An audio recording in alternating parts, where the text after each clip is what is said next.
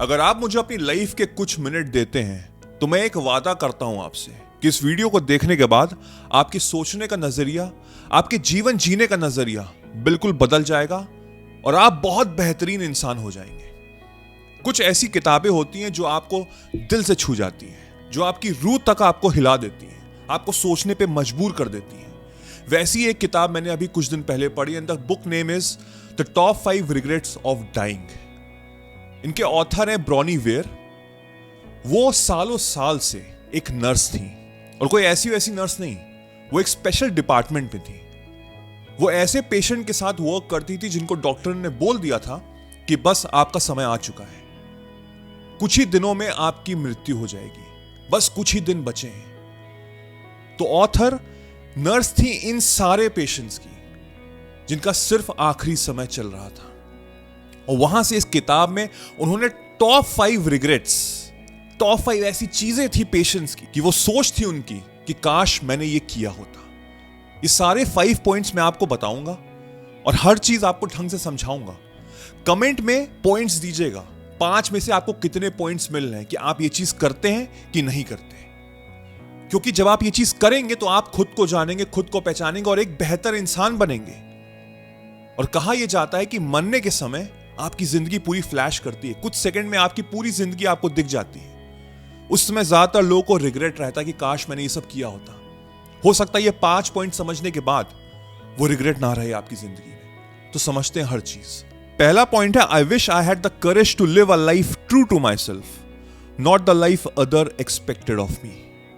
दुर्भाग्यवश आप भी शायद ऐसी जिंदगी जी रहे हैं कि मैं दूसरों के भरोसे काम कर रहा हूं, जो दूसरे चाहते हैं वो मैं कर रहा हूं कि कहीं उसको बुरा ना लग जाए, कहीं मैं अपने पेरेंट्स को सेटिस्फाई ना कर पाऊं, कहीं सोसाइटी को मैं सेटिस्फाई ना कर पाऊं, तो मैं ये कार्य कर लेता हूं। लेकिन मेरा क्या?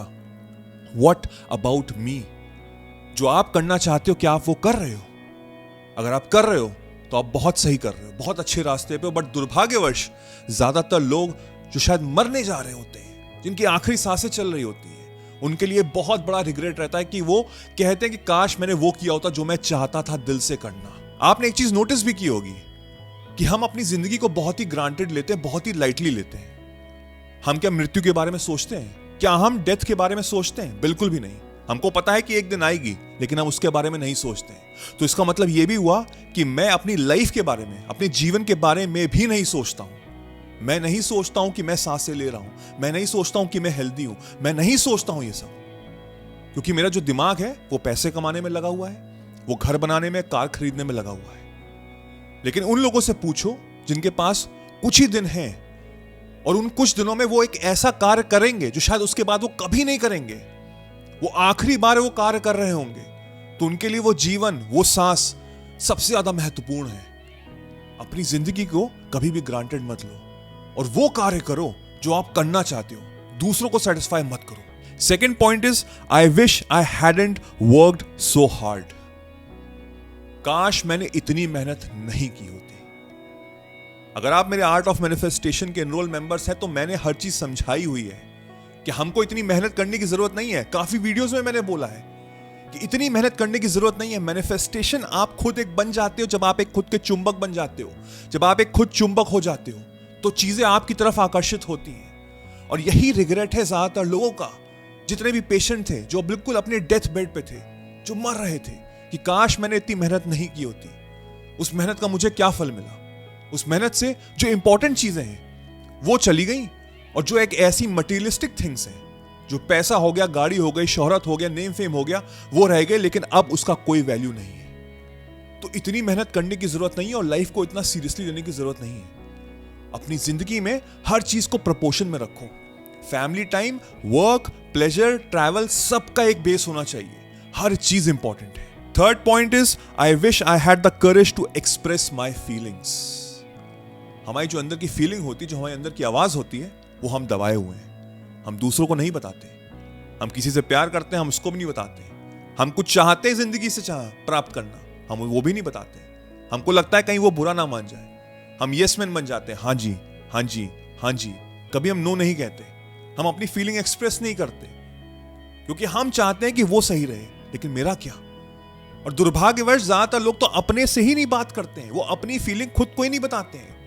वो दूसरे के टर्म्स एंड कंडीशन में चल रहे हैं, दूसरे के रूल्स एंड रेगुलेशंस में चल रहे हैं। ये रिग्रेट कभी मत रखना, कभी मत रखना।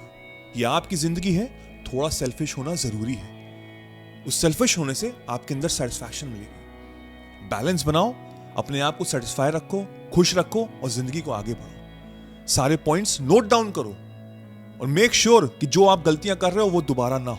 Fourth point is I wish I had stayed in touch with my friends.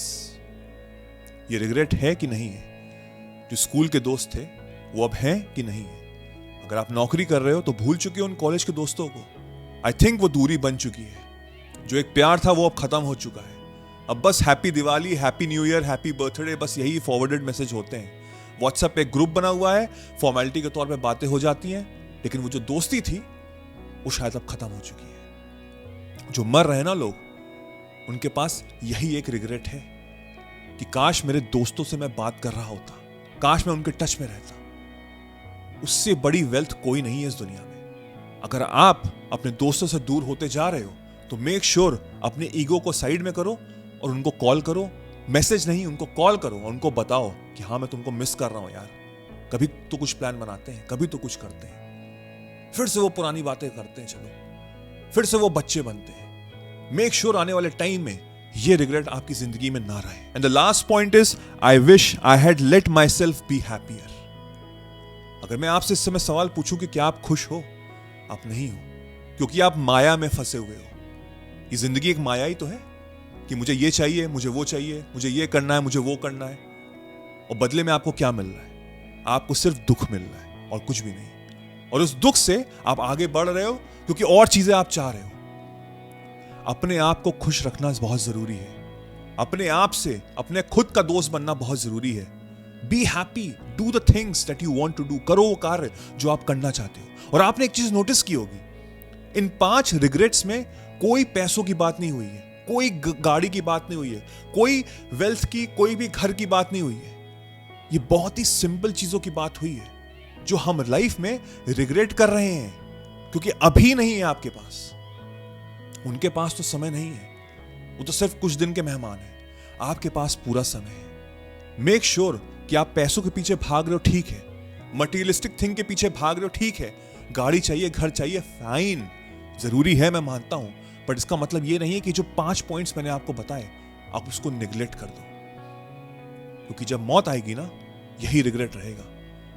इस ऑथर ने हजारों लोगों से बात की, हजारों लोगों से, जो कुछ घंटों में या कुछ दिनों में मर रहे थे। सबके ये रिग्रेट्स थे, पांचों के पांचों। कमेंट में लिखिए आपको कितने पॉइंट्स मिले हैं 5 में से। अगर 0 भी मिले तो लिखो, बिल्कुल लिखो। कम से कम अपने आप को तो जान रहे हो, अपने आप को तो पहचान रहे हो, उससे तो खुश हो गए ना कम से कम कि अब चलो जो गलती हुई सो हुई, अब नहीं करूंगा। I wish and I hope कि आज से आप अपनी जिंदगी को बदलोगे और इन 5 पॉइंट को अपनी लाइफ में अमल करोगे। और चीजें समझनी और बेहतर बनना है तो ये वीडियो देखो, ये आपको काफी मदद करेगा आपको खुद से मिलाने की। I wish you all the very best.